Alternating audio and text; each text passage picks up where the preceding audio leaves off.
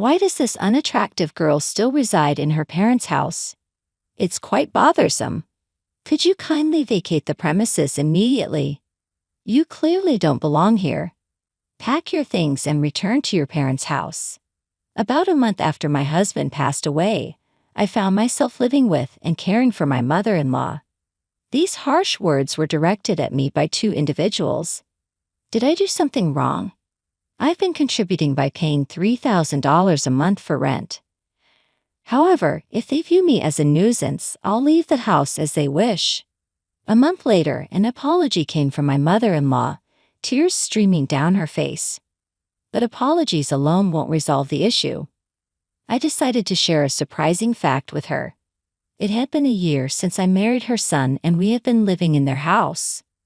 My husband and I share the love for camping and outdoor activities, quickly bonding and leading to our marriage. Now I was taking care of my mother-in-law, who had been alone since my father-in-law's passing. Her initial animosity turned into gratitude, and we built a genuine parent-child bond. My husband and I had a decent income, and we were giving her $3,000 a month as rent. Despite this, financial troubles arose.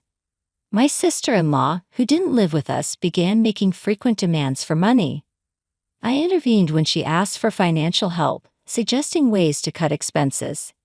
Instead, my husband, realizing the need for his sister to become more self-reliant, firmly advised her to stop depending on their parents. This created a rift, but my sister-in-law reluctantly changed her behavior regarding money matters. Since my father-in-law's passing, my mother-in-law had been more lenient with money, often granting her children's requests. However, it became apparent that my sister-in-law was exploiting this generosity, demanding larger sums of money and taking charge of the family's finances. My husband managed the situation.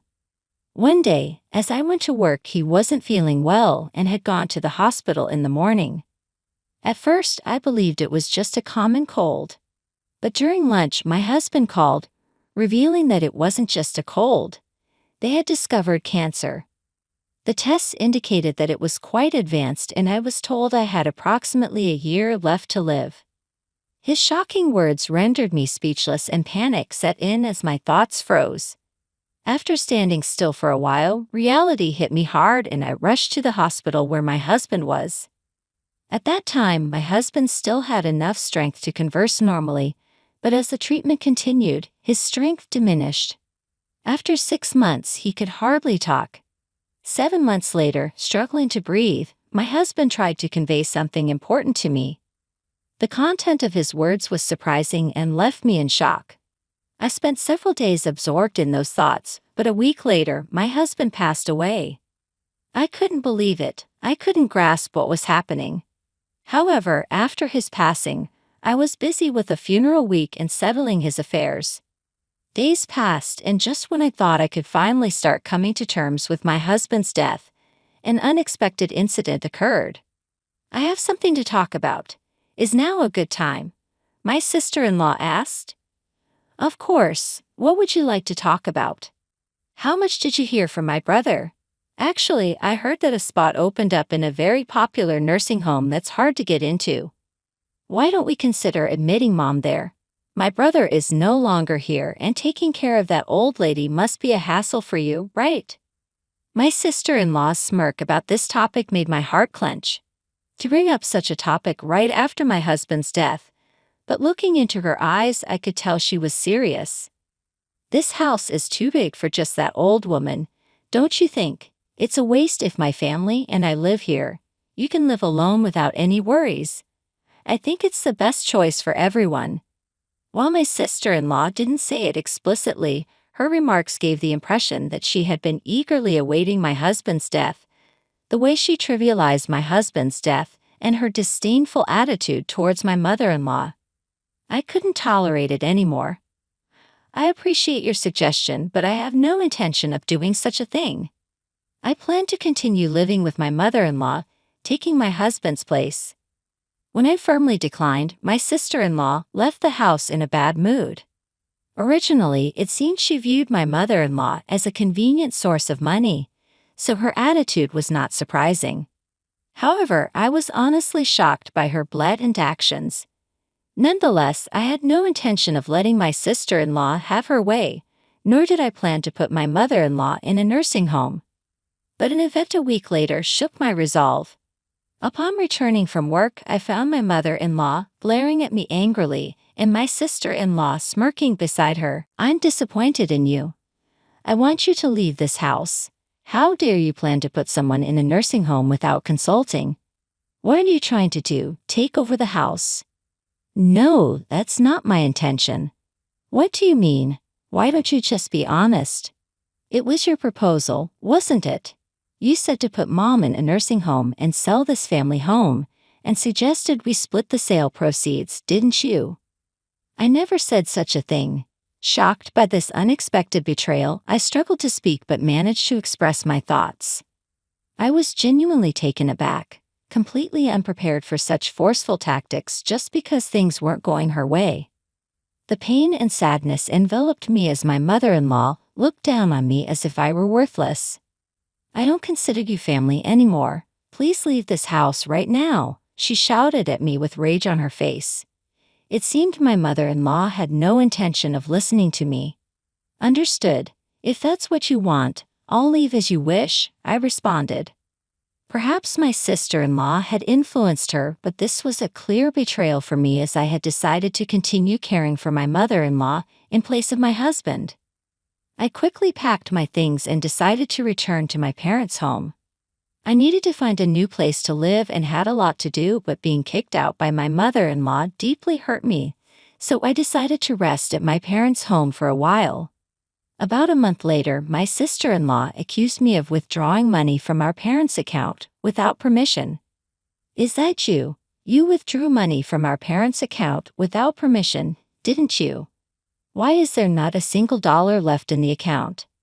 "Don't say such ridiculous things. Are you calling me a thief now? Pretending you don't know? If you keep doing this, I'll get the police involved. Come to our parents' house right now." After saying this, my sister-in-law abruptly hung up the phone. Caught in someone's conspiracy and now being accused of theft, I had had enough. I had anticipated issues with the mortgage of the family home. There must still be several years of mortgage payments left unpaid. Honestly, I didn't have the time or energy to deal with my sister-in-law. I wanted to cut ties, but I had reasons why I couldn't.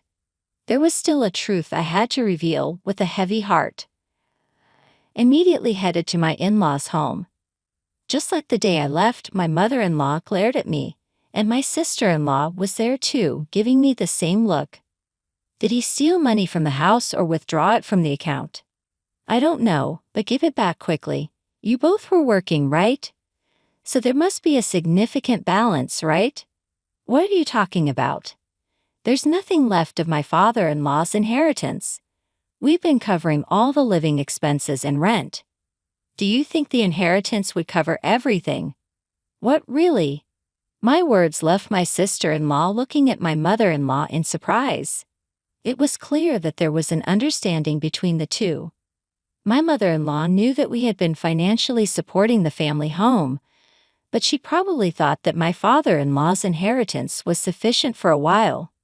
However, the actual situation was quite different. Maybe in this situation isn't my mother-in-law the victim. Mother-in-law, it was your daughter who was misusing father-in-law's inheritance, wasn't it? At that moment, my mother-in-law's expression changed dramatically. There was an air of confusion as if she couldn't grasp what I was saying. But I never lied to deceive others. The attitude of my sister-in-law made it clear that what I was saying was true. Her expression changed the moment the inheritance was mentioned, even though she had been glaring at me sharply before. "I've seen through the schemes you've been plotting and the misdeeds you've been committing. Actually, my husband revealed to me that since we started living together, he took over managing the household finances. He noticed a significant decrease in the inheritance supposed to be received by my mother-in-law, and he found it abnormal. Moreover, my sister-in-law's frequent and unusual financial requests seemed suspicious to him, so he confronted her. It turned out she had withdrawn cash from the inheritance without any permission. She was actually stealing. Wait, is that true? My sister-in-law stammered in confusion. The moment I revealed the truth, my mother-in-law's anger immediately turned towards her. It seemed my mother-in-law hadn't realized the money was gradually decreasing, as she had been living modestly since my father-in-law's passing and never paid much attention to finances. My husband, being in accounting, was aware of even minor financial changes. This mystique came to light when he confronted my sister-in-law, yet for my mother-in-law, her daughter remained precious, leading my husband to keep a secret. Under the promise of repayment, the reason my husband sternly stopped her from borrowing money from my mother-in-law was because of this. I only learned about this a few days before my husband passed away. It was truly surprising, but it seems to be the truth. To steal someone else's money, even if they are family, what were you thinking? Can't you differentiate between what's right and what's wrong? My mother-in-law berated my sister-in-law. Stop making excuses, you thieving cat. Her face became increasingly red with anger, as if she was about to burst. I'm not someone who clung to money. I have a strict moral compass, especially harsh on acts of malice and betrayal. Her decision to denounce me, seeing my act of sending her to a nursing home as a betrayal, was also based on these values. These values applied not just to me, a non-blood relative, but also to her own daughter. However, I had more to reveal.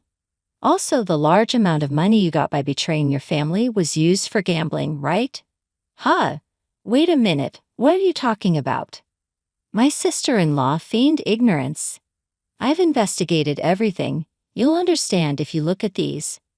I showed them several photos from an envelope, pictures secretly taken by my deceased husband, clearly capturing my sister-in-law entering and exiting a casino. Your husband works for a foreign company, and you should be financially comfortable. My husband always wondered why you were so desperate for money. The investigation unexpectedly revealed your gambling addiction. Tell me, how enjoyable was it to gamble with someone else's money? What is this? This is called stalking. This is no joke. You're calling others thieves, and now this. And there's something else I need to tell you, mother-in-law. It was your daughter who suggested sending you to the nursing home. You know what? Finally, I've reached this point. It's time to reveal everything and then bring this to a close. My sister-in-law's true nature, previously unnoticed, was revealed through this incident. This should make my mother-in-law realize that blaming me was a mistake. Additionally, my mother-in-law was also manipulated by my sister-in-law's schemes. With the truth out, she should understand my position. I'm not sure if this will be conclusive evidence, but I want you to see this. I said, presenting my mother-in-law with the text messages between me and my sister-in-law. The history showed my sister-in-law sending me numerous links and nursing home suggestions, serving as evidence of her scheming. Were you really planning to abandon your own mother? That's not it, it's all a misunderstanding. Please just listen to my side of the story, my sister-in-law pleaded. It seems you plan to kick my mother-in-law out and live here with your family, right? This house isn't that old, it's still perfectly livable. Who was it that was thinking only of themselves, trying to take everything? Can you think about it calmly for a moment? As I spoke, my mother-in-law seemed to grasp the situation. She then looked at me sadly, as if she knew what she did was wrong, and turned her angry voice towards my sister-in-law. How selfish can you be to repay kindness with betrayal? After all this time, thinking of you as family. How do you see me? Don't mock me. Wait, just listen. There's a huge reason for this. At that moment, a loud noise echoed from the hallway and footsteps followed as my sister-in-law's husband entered the room. Sorry I'm late, caught in traffic. It's okay. Oh, mother-in-law, I hadn't told you yet, but I asked him to come. I left the house key open so he could enter any time. Surprised by the sudden appearance of my sister-in-law's husband, both were taken aback. I explained the situation, and they quickly understood this issue wasn't just between me and my mother-in-law. It also affected my sister-in-law's husband. My sister-in-law's husband could easily access his salary and savings, raising further suspicions as she had been embezzling my mother-in-law's money. I had spoken to him in advance and arranged for him to hear the conversation via phone. I've been listening from the start. Enough with the excuses, just admit your mistakes already.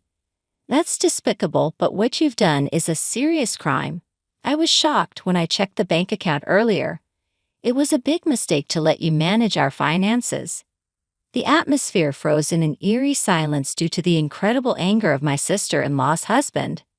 Having said all I wanted to say, I decided not to intervene further and just silently watched my sister-in-law's husband lecture her. His reprimands were so intense that it made me tremble just watching, but I didn't feel bad for her at all. I only thought about ensuring she repays the money and that she shouldn't assume this would be the end of it. The lecturing continued for a while, and eventually she knelt down to apologize to both me and my mother-in-law before leaving. According to my sister-in-law's husband, he had left the management of their household finances entirely to her, thinking they were saving and increasing their savings by cutting back on expenses. However, it turned out she was gambling away all the money saved. As her gambling intensified, she eventually incurred debts on her credit cards and began stealing money from my mother-in-law to pay it off. The total amount she owes from various sources is now more than what she has stolen from her husband and mother-in-law. Her husband, upon learning about this, decided to divorce her but plans to make her work to repay the full amount for the money she stole and the child support she misused. Until then, he had no intention of divorcing her and was constantly monitoring her behavior, hoping for her to change herself. It looks like challenging times are coming for my sister-in-law. Later, my mother-in-law apologized for the misunderstanding. We still meet for tea about once a month. Now that my husband has passed away, I want to keep a good relationship with his mother. She brought him into this world, and I want to support her as much as I can.